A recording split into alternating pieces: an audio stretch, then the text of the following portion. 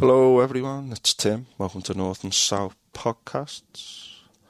This is a Wellbeing podcast, and I'm going to talk to you about an aspect of Buddhism that you can apply to everything in your life. And it's to do with the story of the two arrows.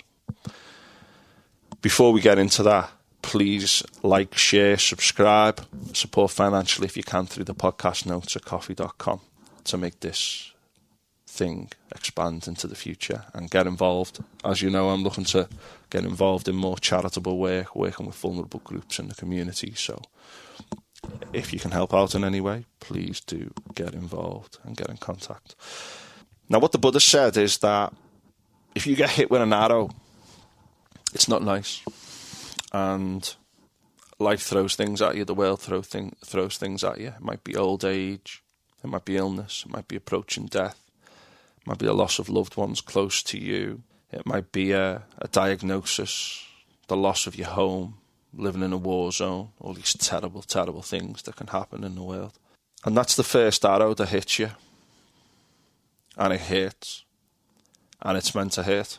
And it's okay if it hurts. But what Buddha said is that there's a second arrow that then hits you. And this is the arrow of the mind. Now, what do I mean by that? What I mean is you can interpret things a particular way. So the arrow hits you. There's a sensation, there's an emotion, there's a process that hurts. The second arrow, though, is the one to do with your interpretation of the event. It doesn't matter what happens. You can control that interpretation. And you can mitigate the worst aspects of it. And you can turn terrible negatives and terrible travails and terrible trials into positive developmental tools and processes that make you a better person, or at least get you through these difficult times. So what are we saying here? The external world exists. It's out there. There is a universe. It's full of energy. Even if it was created by a demon, an evil demon, as Descartes said in his meditations, it is there because we're conscious of something. And the fact that we are conscious of something means that consciousness is real. We're here. Even if it's a complete fabrication, and even if, like Nick Bostrom says, we're living in a simulation, the fact that we exist is real. What we see around us, though, isn't necessarily real, because there are some things we'll just never know. So some of the intricacies of quantum mechanics, subatomic particles and the way they behave, the ideas of string theory, etc., etc. There's a lot of stuff we're just not designed to know because it's very, very small. There's also huge things to do with astrophysics, the nature of black holes, etc., that, again, we find very hard to understand. And one of the reasons for that is because we've been designed to be like the Goldilocks between being too hot or too cold. Things which are really, really small are of no real significance to us in terms of our day-to-day lives, even though they are at one level.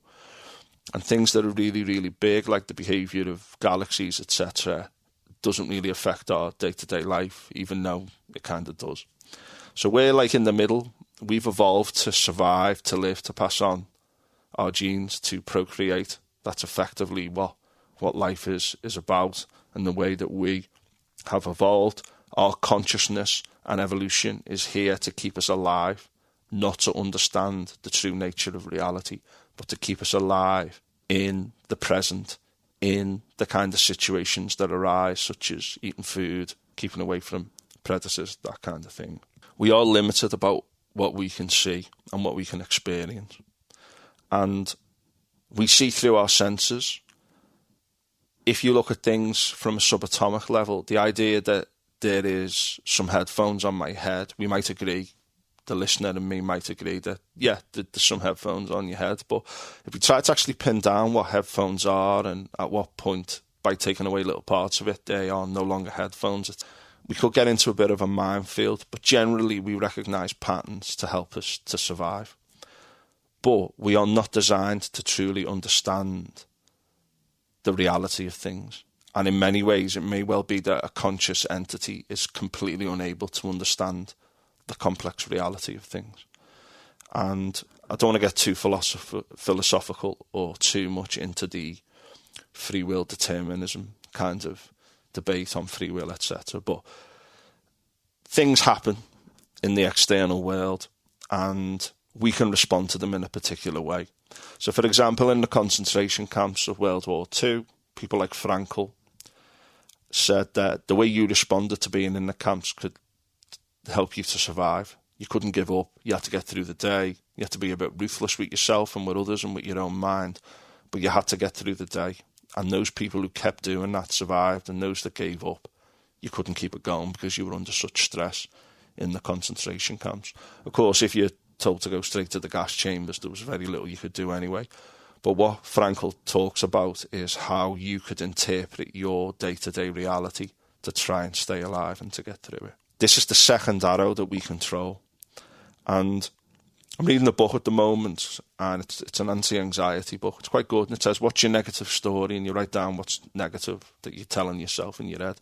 And then it says, right, what's the complete opposite way of viewing it? And you like spin it on its head and go, oh, right, that's interesting, isn't it? So let's imagine you're having a tired and grumpy day, and then when you reverse it, you go, well, I'm tired because, I did yoga yesterday or didn't have a great night's sleep. Am I really going to let that dominate me day to day? Am I going to make that impact on how this day goes, that I'm a bit tired? Can I just improve things a bit and get through it? Just something like that. It might be a negative event that you're feeling quite emotional about, and then when you sit down, you go, right, I can take some positives from that, things that I did well or things that I might do differently next time, put it on its head and turn it into a learning process. Again, this all fits in with the idea of mindfulness, which is like keeping a cool head. Metacognition, which means thinking about the way you're thinking, which means I've built this into my daily journaling now. Like, it means thinking about how you're thinking. How did you think today? Were you in a negative frame of mind, positive? What was going on? Was that helpful? Could you have dealt with things better in terms of the way that you think about things? I also use toxic positivity at times, and I know that's a bit of a loaded term, but if you're ill or tired, try to be really positive just to get through it. Doesn't mean that you have to become more and more miserable. What if you just try to be really positive while you're feeling ill or anxious or having a bad day? Try and turn it into something positive if you can. It's not easy. Also, to say to your negative mind, who I've spoken about before, is the biggest bully in your life is your own mind and the way you speak to yourself. Now and again, catch yourself talking to yourself badly and go, who are you talking to? Who are you talking to like that? And again, it's your evolutionary brain trying to defend you, but it's not always helpful and it doesn't always serve us. And as many have said, the mind is a poor master, but a very useful servant. Now, let's imagine you're late for work and you're going out the door and you drop a pint of milk and it smashes and milk goes all over the floor. Now, you could get really stressed about that. Or you could say, right, that just happened. There's literally no point crying over spilt milk. When I get in tonight, I'll give it a little clean, give it a proper wash the floor. Maybe it needed to be cleaned anyway. Maybe I've been putting that off for a while. So what? What a way to deal with a situation like that would probably send most of us absolutely crazy. If you're sitting in a traffic jam, again, these are all first world problems, but look at it as a stoic test. So what? Chill, put some music on, breathe through your nose. If you're late, can you change the fact that you're going to be late if you're in a traffic jam? Have you caused a traffic jam? And some people might say you have, but so what? What would the birds say? If the birds are up in the sky looking down at you, what would they say if you could say, oh, I'm stuck in a traffic jam and I'm really stressed? From a bird's eye view, someone from up there would just look down and go, yeah, you and everyone else, mate, take it easy. Why are you being so negative? You're only damaging yourself. So be stoic. Whatever comes your way, deal with it. Be mindful. Whatever comes your way, just keep a perspective about things.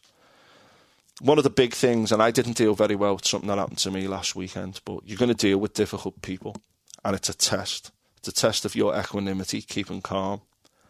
And that doesn't mean that you have to give in. You can still be vulnerable, but also be assertive. So you might say something like, you okay? Like, why are you being like this? I feel like really intimidated, the way you're speaking to me.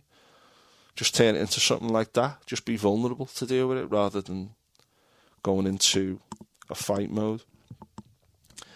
If you do these kind of things in your day-to-day, you'll live longer and you'll live a better life. And events, when they happen, we can reconfigure them. We can recontextualize them. We can be wiser. We can be better. We can be the calm one in a crisis.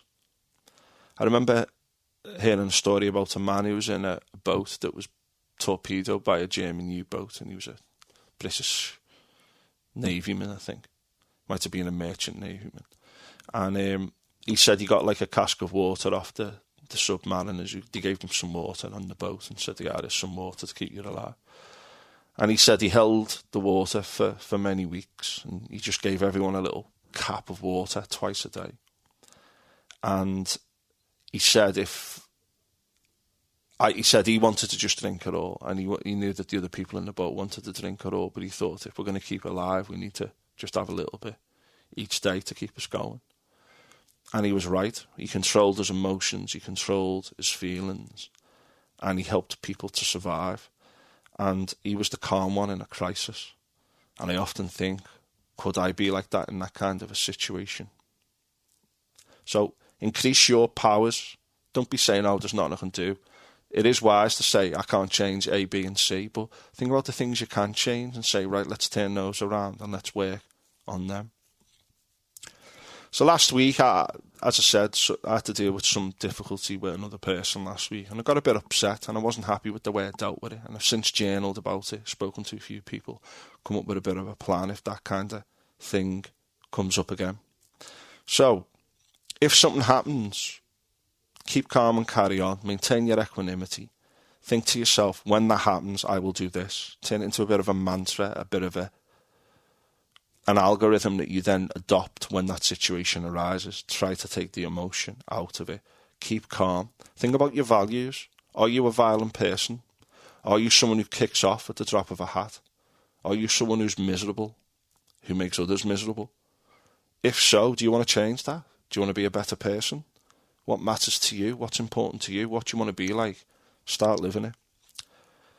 In Islam, they have a couple of phrases or a couple of meanings for the word jihad, and one of them is the daily battle that you have to go through every day to do the right thing. Buddhists call it the Dharma, the way. And again, you can call it wisdom, you can call it the good life.